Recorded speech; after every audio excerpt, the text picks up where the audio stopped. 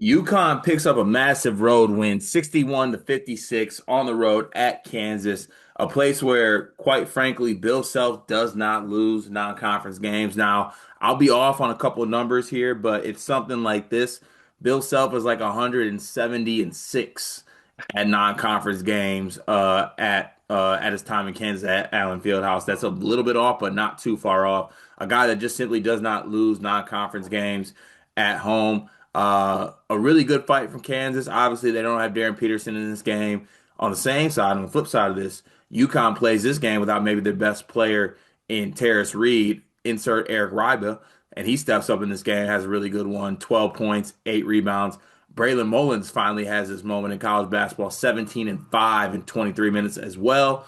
Dion, a really good win for a team in UConn that has championship DNA, championship aspirations. And I think they made a statement in getting this road win in their first true road game of the year. Yeah, I think, well, first off, shout out Hurley. I was kind of clowning him for like all these non-con games that are just at home. So, I mean, I think not only did he pretty much take the toughest non-con road game, he went out and won it without Terrence Reed at that. I know Kansas didn't have Darren Peterson, but I'm not sure I'm convinced Darren Peterson's ever going to play for Kansas again. He will. Don't worry. I think he's done. I think Don't he don't worry. He's got us. I think he respectfully, he's everything we thought AJ DeBonta was coming into the year. Like the whole he's not going to care, is he still going to be on the team by December, so on and so forth. That's actually just Darren Peterson. And we like overlooked it because everybody compared him to Kobe for a few weeks.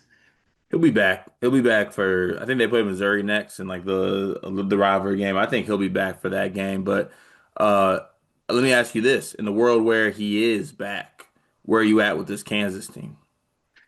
I think they're better without him. I think that's part of the problem. Like Okay, and that's exactly why we need to talk about the winners first, because we don't need to open up the space for comments like that. Let's talk about UConn in this basketball game. Solomon Ball was the story of the first half in this game for a guy that, as Fran Fraschilla pointed out about 90 times in the first half of this game, has been in a shooting slump. He gives you 12 points in the first half, 4 of 8 from the field, 2 of 3 from three. Eric Riba, like I said as well, he had a good first half. He had 6. Mullins had 8 in the first half. The second half was a little bit more iffy on the offensive end. They did good from 2 point range, didn't do the best from 3 point range, but they were incredible on the defensive end. In the second half, Kansas was 5 for 20 in the second half from the field, 1 of 7 from three. They only made 5 field goals, only made 5 shots in the second half of this basketball game. Sort of a nasty basketball game, but one that UConn ends up coming out on top. Caravan made some massive plays in this game. That guy's just the ultimate winner.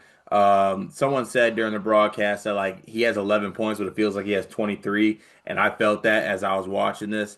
What do you take away from UConn and I guess their ability to get this win on the road at a place that's tough to win, seemingly getting nothing from their point guard position? Malachi Smith was not good in this basketball game. Silas Demery played 29 minutes. He had 4 assists, 3 turnovers, only scored 2 points. He was not good in this basketball game. What do you take away from UConn doing this without maybe their best player, Terrace Reed, on the road? I think it's crazy that Terrence Reed is their best player, by the way. I mean, I don't with UConn, I feel like it can go a lot of different ways. Like you ask 90 different people, you'll get like 20 saying ball, 50 saying Caravan, like the other saying Terry. Like it could go either way. But just the fact that he's in that conversation, like the way he left Michigan, the way he played last year, the softball outing, and now it's like he Softball. might be.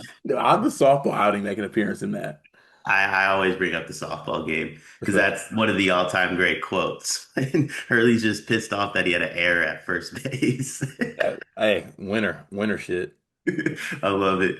But I mean, to come through all that and now like he's arguably the best player on maybe the best team in the country, that just feels crazy to me. And I think that dude's like mental fortitude deserves a ton of credit. Like he's clearly one of the most mentally strong individuals in the country. And and it probably doesn't feel like a lot. And to be fair, a good amount of it was probably self-inflicted, but I don't know that too many players have overcame as much adversity as he has through his first few years. Um, the one thing I will say about the point guard spot, I was hesitant on Silas Demery when they like got him to like when he transferred in.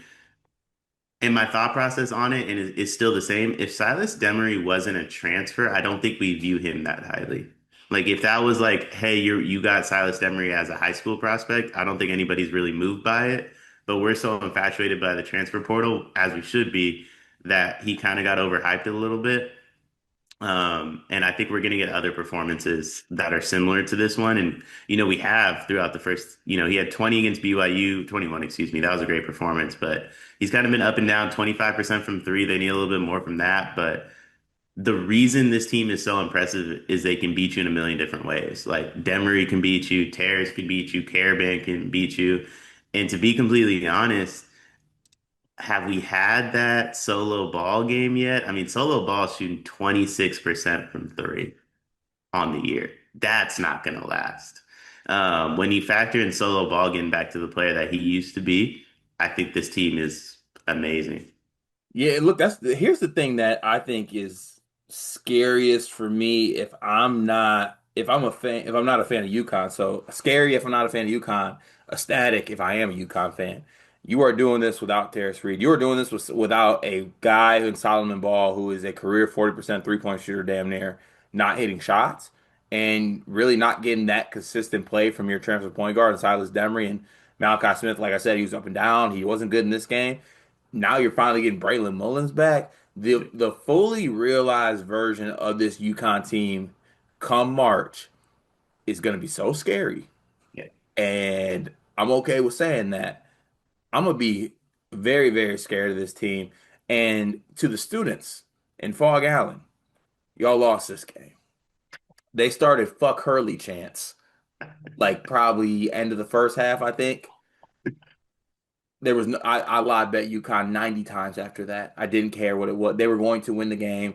You can't yell F Hurley Chance and expect to win the game. He's way too much of a psychopath to be put in that spot. But they do so many winning things, and they just got to like you got to watching this game that was a little bit ugly with some of the offense in the second half from certain sides at certain points. You kind of just break it into like the classic coach speak. It was like they were doing like 4 minute segments. Like every game was like a little 4 minute game, and they just tried to win that one. And if you're Kansas, basically in that 4 minute stretch, you made five field goals. So in the little 4 minute games there, you made one field goal every 4 minutes. Not going to win games like that. But I don't know. The thing for me to shift to Kansas a little bit here is like, when do you get to the point where it's like we're not treating these guys just like, oh man, they try so hard. They just need Darren Peterson. Like, when do we get to that point? I thought that was this game just because of the way they played at the Players era. Now their Players era performance is like less impressive each day that goes on. Notre Dame, Syracuse, Tennessee. I just watched Tennessee lose to Syracuse yesterday, by the way. Yeah. Uh, Respectfully, this Players era performance from Kansas might not be what we thought it was. Yeah. But I mean, their three losses are North Carolina, Duke, and Connecticut. Like, those are what, three of the 5 to 10 best teams in the country right now. North Carolina just stomped out Kentucky yesterday. So I don't know. I mean, maybe this team is way better than anyone's expecting, but as long as, I mean, they built a whole roster around one dude, and that one dude isn't playing. So I think as long as he isn't playing, we're always going to have that factor of like, well, they fought hard without Darren, so it's okay. Yeah, well, you're Kansas though, so the moral victory's got to stop. And honestly, you got to get Darren back because look, I say that this it is commendable what this team is doing though. Like even a guy like El Marco Jackson, who was just like flat out bad his freshman year, that has an injury last year. He was a former 5-star kid. He had some good moments in his basketball game. He had 11 points in 16 minutes. Flory is improving every single game. He had a double double in this game. Melvin Council is just forced to be in like this score role. Him shooting 13 times is not going to be a good recipe for winning games. They just need to get to a point where they have they put so many chips into the Darren Peterson box that they need him back to be fully realized. But even so, you can't take anything away from UConn. And also, just got to say about UConn, it was so good to see Braylon Mullins back for them. That kid can score the ball, man, and I think he's gonna get healthier. I think the ankle's still bothering him a little bit, but like the shooting stroke is pure. He's got good size. Then they need that shooting because this is a team that like a lot is put on Solomon Ball, solo ball to hit shots, and he's been a little bit off this year. So even Braylon Mullins only going 3 for 9 from three. There were three big ones. They're going to need his shooting. What do you think his role looks like as they can kind of continue throughout the season? Played 23 minutes in this game.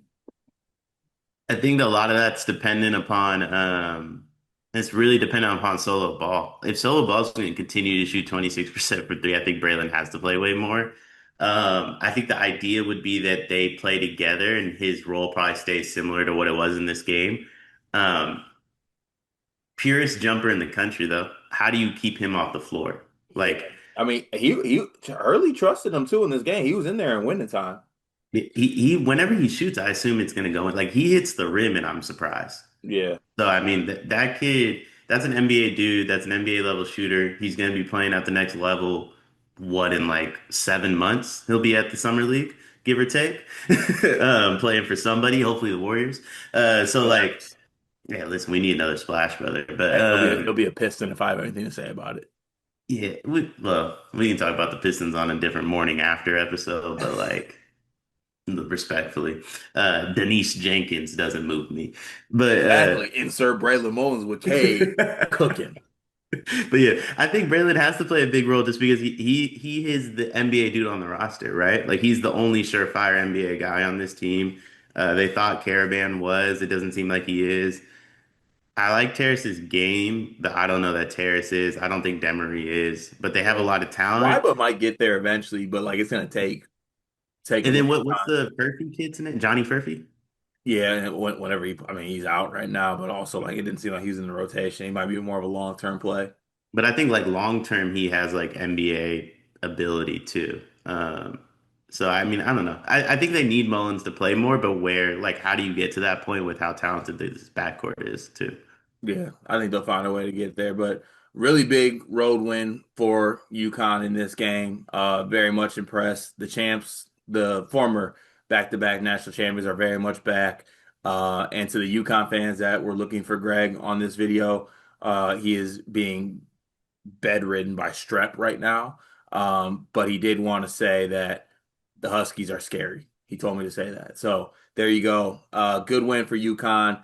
Kansas, just I like I'm a Man City soccer fan.